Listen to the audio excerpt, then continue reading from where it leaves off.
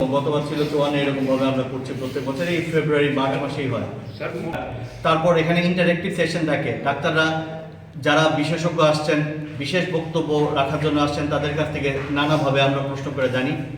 আর আমাদের ইনাগুরেশনটা করছেন রাজ্যের মুখ্যমন্ত্রী প্রফেসর ডক্টর মানিক সাহা 8 তারিখ সুকান্ত একাডেমিতে। আমি আপনাদের সবাইকে অনুরোধ করছি আপনারা সেদিন থাকবেন সুকান্ত একাডেমিতে, আমাদের সেই ইনাগুরাল প্রোগ্রামে থাকবেন বিকাল 5টার সময়।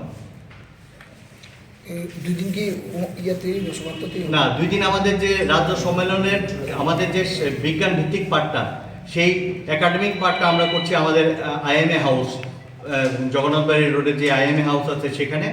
8 তারিখ সকাল 9টা থেকে বিকাল 3টা পর্যন্ত, আবার 9 তারিখ সকাল 9টা থেকে বিকাল 4টা পর্যন্ত আমাদের এই বিজ্ঞান ভিত্তিক আলোচনা প্রোগ্রাম চলবে।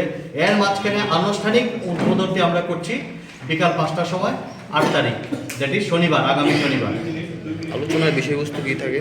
হ্যাঁ স্যার, আলোচনার বিষয়বস্তু হচ্ছে কি, এখানে বিভিন্ন অ্যাকচুয়ালি ইন্ডিয়ান মেডিকেল অ্যাসোসিয়েশন কোনো একটি শাখা নয়, এটি কোনো অর্থোপেডিক, ডায়াবেটিস, মেডিসিন, সার্জারি নয়, সব কিছু থাকছে এই আলোচনায়, বিভিন্ন বিষয় থাকছে।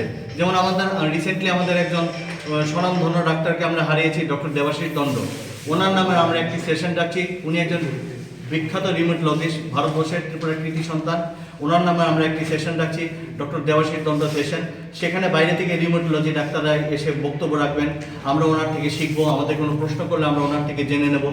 সেই রকম ডায়াবেটিসের সেশন আছে, চোখের ডাক্তারের উপর কথা বলবে, এর জন্য চোখের ডাক্তার আসছেন বাইরে থেকে, উনি ডায়াবেটিসের চোখের রেটিনার ওপর কী প্রভাব হয় সেই বিষয়ে আলোচনা করবেন। এরকম 2 দিনে আমরা বিভিন্ন রকম, শুধু তাই নয়, আমাদের এখন 2টি মেডিকেল কলেজ আছে, আগরতলা গভর্নমেন্ট মেডিকেল কলেজ আর Tripura medical college TMC Hapania. এই 2টি